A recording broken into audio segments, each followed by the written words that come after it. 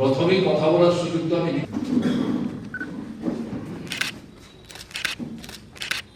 মাল্যদান করবেন পার্টির কেন্দ্রীয় কমিটির সদস্য রমা দাস।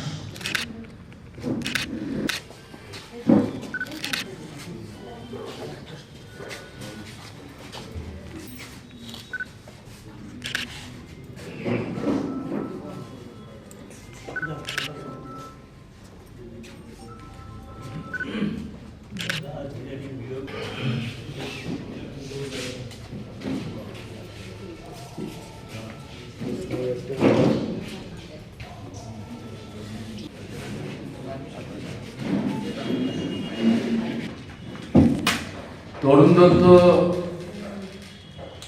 ছাত্র যুব আন্দোলনের মধ্য দিয়ে ভারতের কমিউনিস্ট পার্টি মার্ক্সবাদীর সান্নিধ্যে আসেন। পরবর্তী সময়ে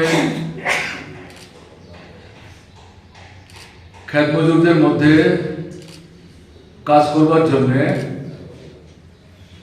গুরুত্বপূর্ণ ভূমিকা কাজে তুলে নেন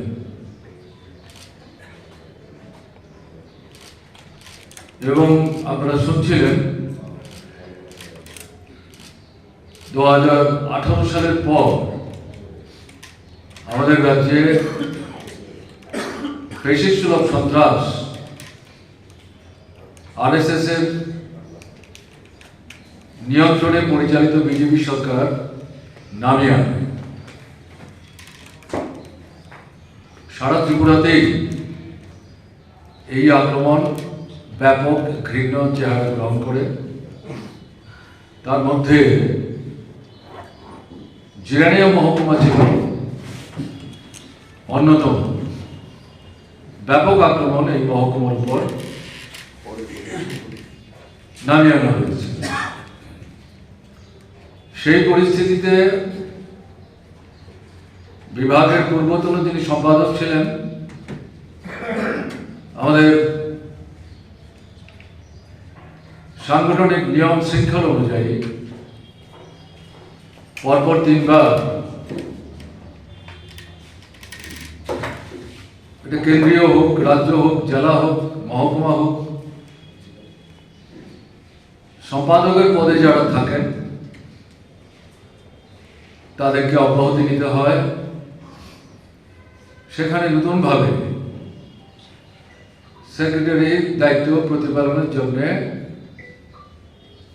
কর্মরত অভিজ্ঞ কর্মীদের মধ্যে থেকে বাছাই করে সেই দায়িত্বে বসানো হয়। 2019-এর এই বিভাগীয় সম্মেলন, রাজ্য সম্মেলনের আগে বিভাগে এই সম্মেলন করা যায়নি। আগরতলায় পার্টির রাজ্য দপ্তরে এই সম্মেলনের আয়োজন করতে হয়েছে। শুধু বিভাগ কেন, এই মহকুমার অন্তর্ভুক্ত অধিকাংশ লোকাল কমিটির সম্মেলন মহকুমার বাইরে সংগঠিত করতে হয়েছে। একটা অংশের নেতা কর্মী এলাকা ছাড়তে বাধ্য হয়েছিলেন। কাউকে কাউকে রাজ্য ছেড়ে যেতেও বাধ্য করা হয়েছিল। ঠিক এরকম একটা পরিস্থিতিতে বিভাগের সম্পাদকের দায়িত্ব দেওয়ার প্রশ্নে জেলা নেতৃত্ব, বিভাগীয় নেতৃত্ব নিজেদের মধ্যে গভীর আলোচনার পর তরুণ দত্তকে তারা বেছে নিয়েছে। আমি কথাগুলি উল্লেখ করলাম এ কারণে, এই পরিস্থিতিতে জিরানিয়া মহকুমার মতো এলাকা পার্টিকে রাজনৈতিক সাংগঠনিক নেতৃত্ব দেওয়ার প্রশ্নে যোগ্যতা, দক্ষতা যদি অর্জন করতে সক্ষম না হতেন, তাহলে তার কাঁধে এই দায়িত্ব পার্টি নেতৃত্ব তুলে দিতেন না। এবং তরুণ দত্ত এই পরিস্থিতিতে এই দায়িত্ব কাঁধে তুলে নেওয়ার ক্ষেত্রে পেছপা হয়নি। তার শুধু আবেদন ছিল আমরা যাতে সম্মিলিতভাবে সমস্ত বিষয়ে ঐক্যমতের ভিত্তিতে অগ্রসর হতে পারি, এই পরিস্থিতি থেকে আমাদের বেরিয়ে আসতে হবে। সেই দায়িত্ব তরুণ দত্ত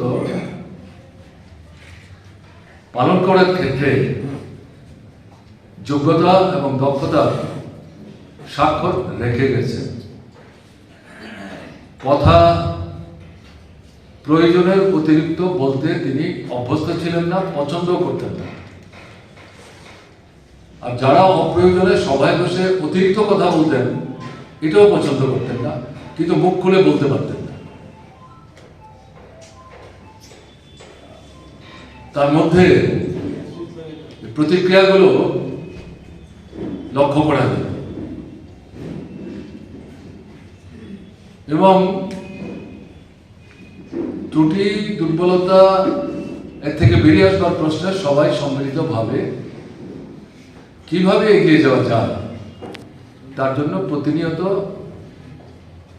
নিজেদের মধ্যে, বিশেষ করে বিভাগীয় সম্পাদক মন্ডলী, জেলা নেতৃত্ব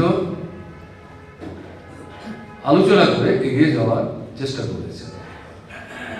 আপনারা শুনেছেন সুপ্রস্তাবের মধ্যে উল্লেখ করা হয়েছে, যদিও প্রথম দিকে তরুণ দত্ত, যদিও আমার ভুল না হয়, সম্ভবত রানীর বাজারে অল ইন্ডিয়া রেডিও যে সেন্টারটি ছিল, পুরনো সেন্টার, সেই এলাকাতে তিনি হয়তো বসবাস করতেন। কিন্তু পরবর্তী সময়ে তার বাড়ি যখন আক্রান্ত হয় এবং খয়েরপুরে সেই বাড়িতে আমি যাই এবং আমি তখনই প্রথম জানলাম যে তিনি খয়েরপুরের এই বাড়িতেই দীর্ঘদিন যাবৎ বসবাস করছেন। এই বাড়িটিও তিনি এই বাড়িতে অবস্থান করছেন বলেই একাধিকবার আক্রান্ত হয়েছে, কিন্তু বাড়ি ছাড়েননি। আক্রমণের পর হয়তো একদিন দুদিন পার্টি নেতৃত্বের পরামর্শে একটু অন্য জায়গায় বাড়ির লোকরা হয়তো চাপ সৃষ্টি করেছে, যেতে বাধ্য হয়েছেন, কিন্তু পরক্ষণে সময় সুযোগ নেই, সেখানে ফিরে গেছেন, সেখান থেকেই কাজ করার চেষ্টা করেছেন।